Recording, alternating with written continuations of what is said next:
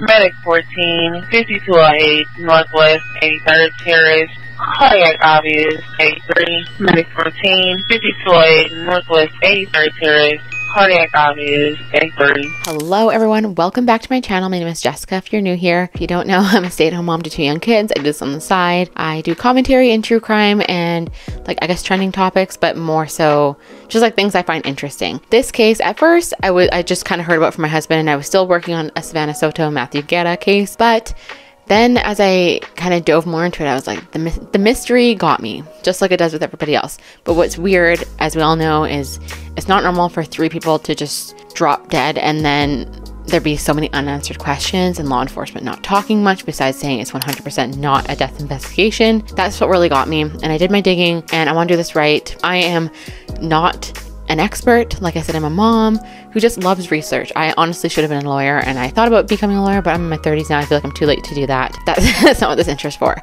I appreciate you guys being here. And at this point, most of this video is just speculation on my part, and I don't mean hate. Please don't send hate to anybody mentioned in this video. And if it's ill-received, I will delete this video because I don't want to cause an issue and further, I don't know.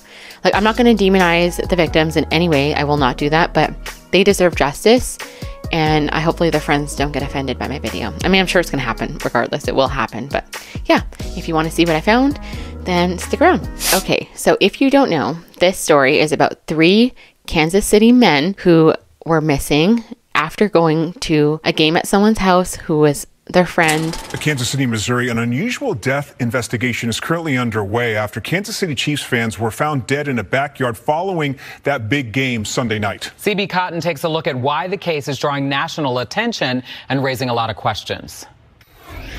This is a cover-up. Something's wrong with the picture. Anger and frustration from the families of Ricky Johnson, David Harrington, and Clayton McGeeney.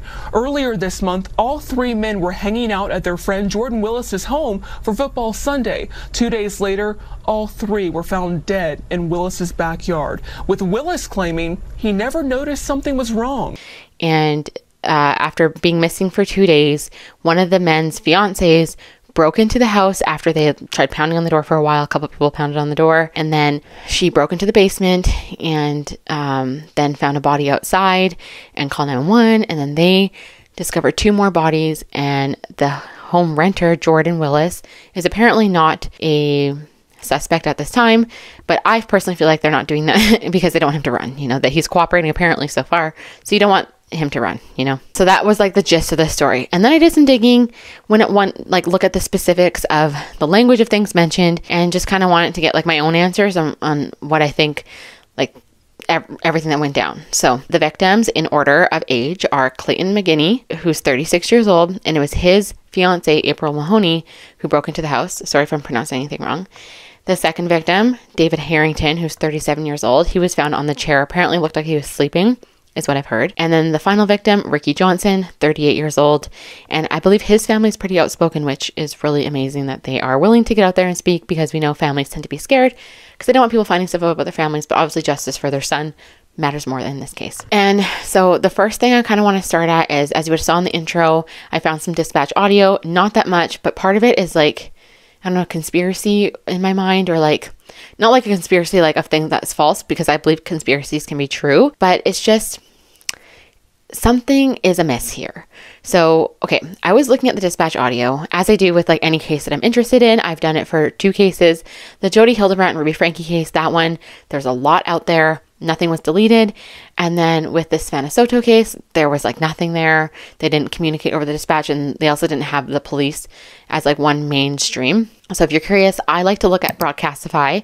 I have a premium membership that I paid for in order to access archived dispatch audios. It's available worldwide, and it goes back as far as 365 days. So I went there right away and looked. And what I noticed is that there are 3 dispatch audios in that area. So there's one, I'm going to grab my phone so I don't say it wrong. So the main one that had the most hits on it was this one, Kansas City Metro Area Fire, EMS, and Police. And I believe this is because it specifically mentions in the bio thing there of it, like Clay County and Platte County. I believe is it Platte County? I haven't looked into the pronunciation, sorry. Platte County. And then there's also the Kansas City Regional Public Safety, which is the police, but it specifically doesn't say like which counties. It just says like law enforcement, right? It kind of says some counties, but you would think like, oh, maybe nothing. And those ones had very little hits on them. And then there's the Clay County Public Safety. At first, I thought this was from Clay County. I didn't know it was from Platte County. So I was listening to Clay County Public Safety. But what I realized after listening to the main one that most of the downloads were from, and there was only like 2 at the time. There was like no one listening. There's a lot more now, but that there's like a lot of crossover. And then one of this dispatch ladies, I recognized her voice, and because she was like the one on for that day of the 9th, her voice was also on all the other ones. So I thought, okay, cool. And then the addresses mentioned on the public safety one, and the addresses mentioned on the public safety one were ones in the neighborhood of where Jordan's house was. So I was like, okay, cool. This is totally it. So I went first to the alleged time of 9:51-ish of when the bodies were found, or when April called 911. And I found just like a little bit. Maybe I should go in chronological, or it doesn't matter. So I first found the dispatch says to EMS over the radio, like Medic 14, and gives the address of where to go. Medic 14, 5208 Northwest 83rd Terrace, cardiac obvious, 83. Medic 14, 5208 Northwest 83rd Terrace, cardiac obvious, 83. So as you heard that, then the next one I heard was the police officer clearly saying that it is very, very non-emergent. Medic 14 looks very non-emergent. Medic 49. What? That's so weird. Obviously, it had been like 15 minutes later or something like that, and so then they had discovered the body, maybe I think just one at the time, because they had only called for one medic. And then I heard that, so then I didn't hear anything else besides later on the PD calling off the medic and just canceling it altogether. Dispatch 152 command. Go ahead, command. We have numerous PD and Clay County officers on scene. 14 is in service. Command terminated. Medic 14. You can be in cancel by PD. Copy that. Show Medic 14 in rest quarters. And so I looked into this about why would they call it off, or are they even allowed to call it off? Okay, so this is actually something I just typed into a website. So it says, what do paramedics do if the patient is DOA? Because they had said that the patient had a cardiac obvious, which would mean like, not alive. Do they even take them or just call the coroner? That's what I was wondering, because they had not called any other ambulances. I listened to hours of dispatch to learn that. And so it says here, if a patient is determined to be DOA, so dead on arrival, paramedics typically do not transport the patient to the hospital. Instead, they will contact the appropriate authorities, such as the coroner or medical examiner, to report the situation and await further instructions. The decision to transport or not transport a deceased individual varies based on local protocols and regulations. And so I assume that they went to the medical examiner, because the medical examiner has to report. They'd obviously probably go to the coroner if it was like a non-issue, like if they knew how they died sort of thing. And then I read online also that the bodies do get released to the funeral home, which I don't know if that's the case yet. It takes 2 weeks to process a autopsy report, but that hasn't come out yet, but it has been 2 weeks and a day as of recording this of the unaliving. So we will find that out probably soon here. And then, yeah, so that's what I learned. So then I was really like looking, I'm like, okay, I really want to find like when they mentioned the call. And I didn't think I was going to find anything, because I just kept like looking, going further back, because it's in half-an-hour increments and it's exhausting. Like I fell asleep listening to dispatch audio for days. I'm just like, eventually when you listen to it so much, it's just like, it becomes like a headache, but because there's so much going on in the dispatch, it's just like, it's crazy. There's so much. So then I was going back and back and back. And then, so in the days, they put them from midnight to midnight. So there's like, 24 hours in a day, so midnight to midnight, and there's the dispatch there. So where the conspiracy comes into play, like literally just happened today as I was trying to find it, and I'm like, okay, what the heck? This is so freaking weird. So I'm making sure my phone's still recording. Before I decide to go back and look, I was thinking to myself, okay, I saw this article. Okay, so I saw this article because I've been looking at many things. This one says specifically, police responded after the fiance of one of the men requested a welfare check, at which point they discovered a body of one of the men on the back porch, while the other two were found in the backyard. So I see that welfare check. I was like, what? Okay, she did a welfare check. And so I was thinking in my mind logically. I'm like, okay, if she did a welfare check, the call from the EMS would have said, hey, we have a welfare check, not, hey, we need EMS here. And yeah, the EMS call said PD are on scene.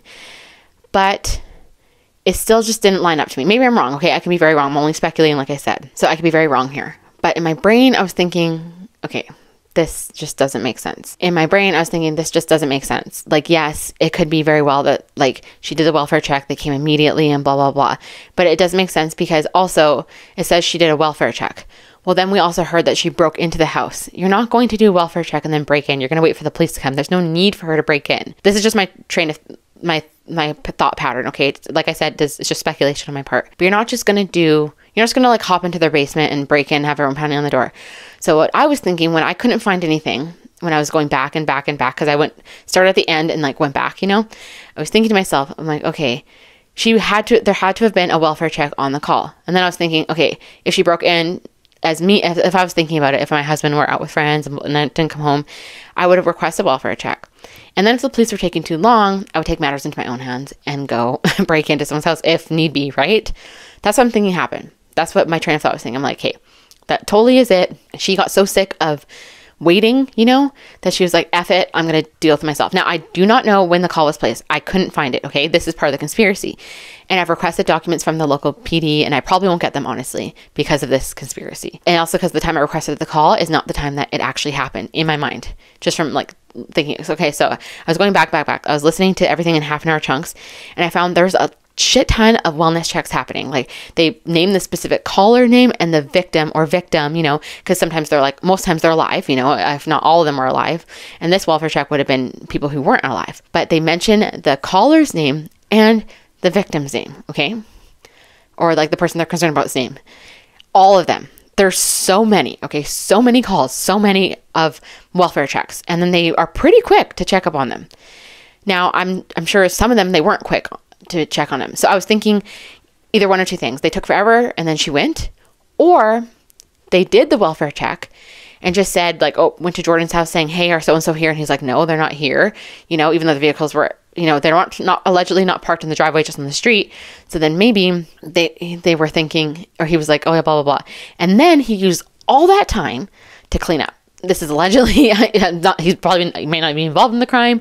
This is just my thoughts. This is just my thought pattern. This is what led me to think that he is involved. Because before I was thinking, maybe he's not. Who knows? Maybe he's not. But then I decided that train of thinking is like, okay, it had to be one of those two things. Or they didn't even show up and do the welfare check. So then she took matters in her hands, found an unalive body, and then called and said, hey, someone's not alive, sort of thing. And then the police rushed there so fast because they are pretty quick at responding to calls in their county.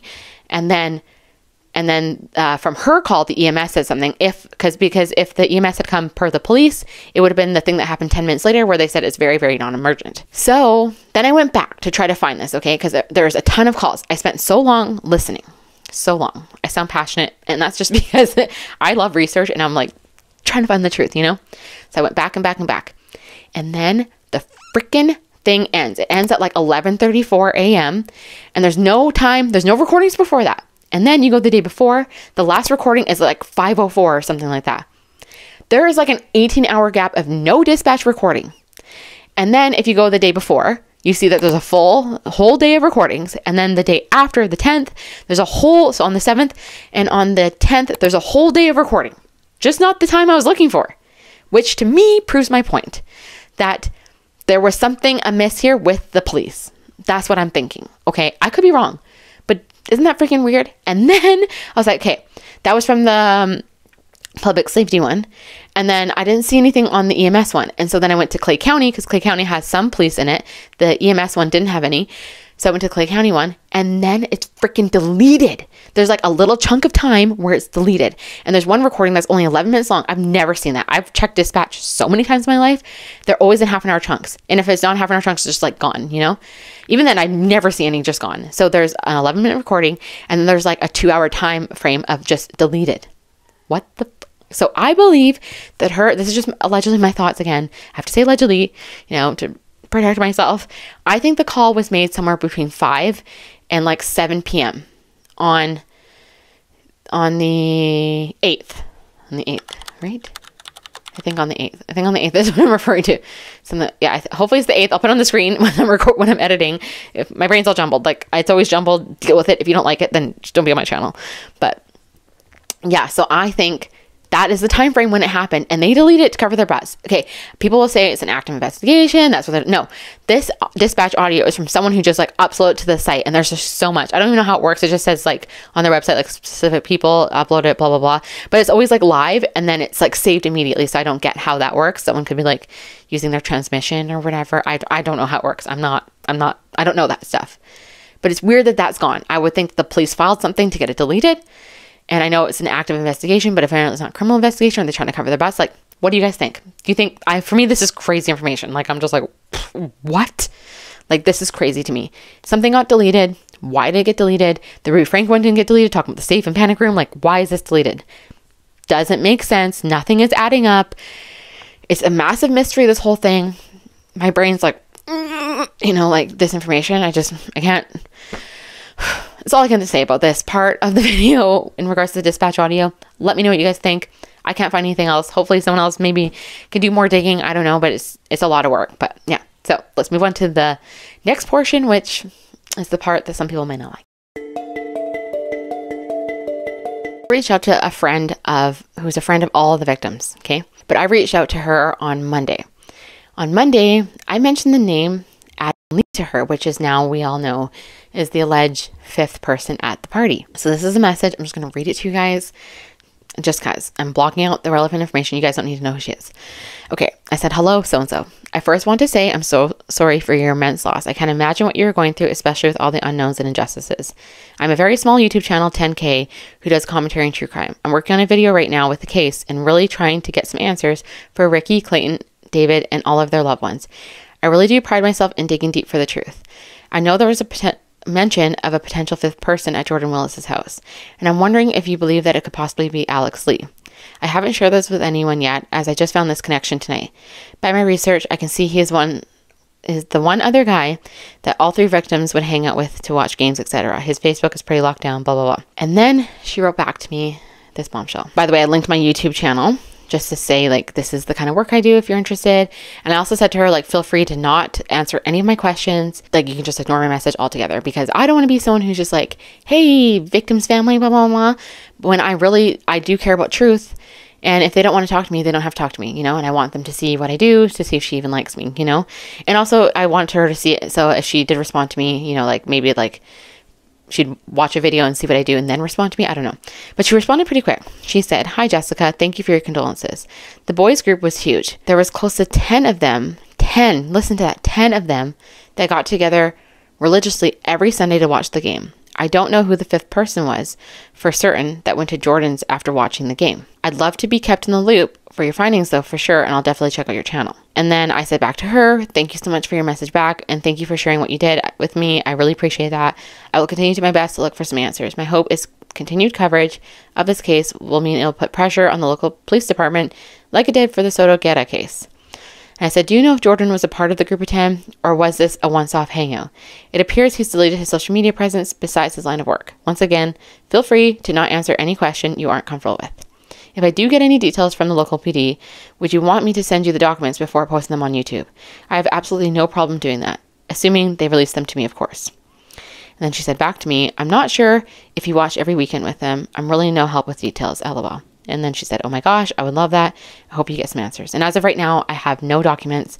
So I do plan to live up to that thing that I said to her. I will send her the documents before my video goes live if I end up getting any documents, which at this point, I'm kind of not thinking I'm going to get any just based on the thing I found with the dispatch. And it seems like police are hiding stuff, but you just never know, right? So, okay. So there's two things with regards to that message, is that there were 10 people. So people are speculating, is there more than 5, blah, blah, blah. And before this even came out, so actually, let me go back. So the fifth person I mentioned that was on Monday, as you can see the timestamp. And then the next day, Alex comes out, not like public, but through his lawyer. Hey, I'm the fifth person. The fact that there was a fifth person at that home. Tonight, only on Fox 4, we're learning more about that night from that man and his lawyer. He spoke on the phone with that fifth man, and he said without hesitation he was not the last person to see these 3 men alive. Isn't that timing kind of fishy, no, everyone's speculating on a fifth person for a while now, and then no one knows anything. I mentioned this, I'm not to shoot my own horn, okay, guys, but the timing's weird. It's one of their friends. And then suddenly the news has it. That's weird. That's so weird, right? I guess you wouldn't want a YouTube channel like calling them out. Very weird. Okay, so there's two things from that message. One is that there's 10 people that hang out. Two is that she said she doesn't know who went to Jordan's after the game. So did they watch the game somewhere else and then they all went to Jordan's house after? Or did they all watch the game at Jordan's house? So when I did my digging, I saw that yes, she's obviously correct. There are at least 10 people who hang out on a regular basis. They go to games. They go to people's houses to watch the game. They hang out. I've looked back many years, found many screenshots. And what I have to say about this is I can delete this video if people eventually come forward. Justice is served for these men and not just calling it a drug overdose because I don't buy it. Sorry, I don't buy it. I don't buy that's just it. It makes no sense. If I had a massive group of friends, okay, I think about times in my life where I did have a big group of friends. If someone died, we would all be on the news saying, blah, blah, blah, blah, blah, if we had nothing to do with it, you know? You'd be speaking out, trying to get justice for your friend, being like, I just saw we all hung out. How are 3 of them unalived? How are 3 of them unalived? I don't understand, you know? Don't tell me you wouldn't do that. People would, like, yes, you don't want to be doxxed and whatever, you know, but if there's pictures of you all there in it anyways, their Facebooks are not completely locked down. You know, some are, but I still able to find pictures. It's abnormal. They went to high school together. I learned that a while ago, that they all 3 of the men, at least 4 of the men who were all there, including Alex Lee, 5, I guess, all went to Park Hill High School. Couldn't find any yearbooks. I'm assuming a lot of them just seem to be like born and raised in that city and just stay there. Maybe Kansas is awesome. I have no idea. I've never been. I was able to find a lot of people. Now I've contemplated, I might just bleep out the names depending how I feel when I edit this, but I was able to find people. Okay. And this is in no particular order. This is just like the order I took my notes in. I put check marks beside the names of who were people who were regularly hanging out, like at games, at people's houses, you know, that sort of thing. Not just like a couple of times, but again, who takes pictures every single time, you know, like who cares, right? Okay. So there's Alex, and then there's another name. There is, they've all posted pictures online. We miss our friend, blah, blah, blah. Not all of them, but like some of them, like Mark, they've posted a picture. He's a regular person. It's pretty locked down. I was able to find him. You can see his head, like his hair kind of pushed back like that. So I was able to find some people, like I really had to look at the details of their eyebrows. Like I can't remember which one. Maybe I had to like really look at the detail of the eyebrow, but most of them do have pictures with the victims. And there's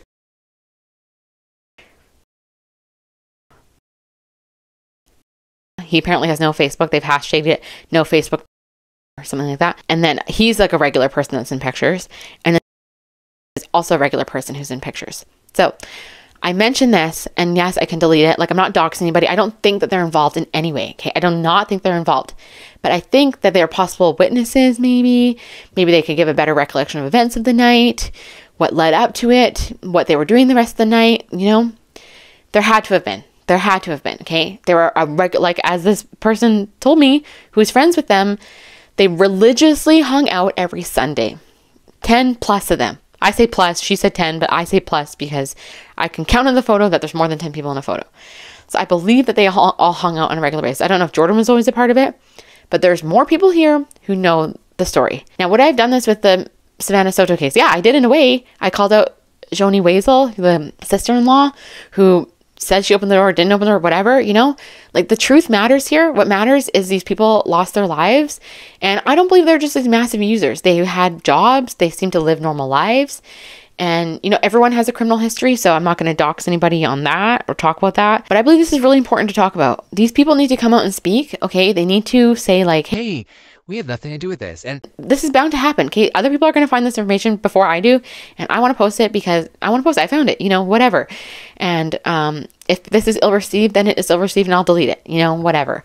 But everyone keeps talking, there's people involved, blah, blah, blah. Just because he doesn't name himself, he's in the freaking pictures that are all over the news anyways, you know, just naming someone, whatever. That's basically all I have right there. And let's continue on with anything else I want to say here. Now, as we all know, cases like these that are live and going have moving pieces. I could be very wrong about things. People like to comment on my first video of the Savannah and Matthew case.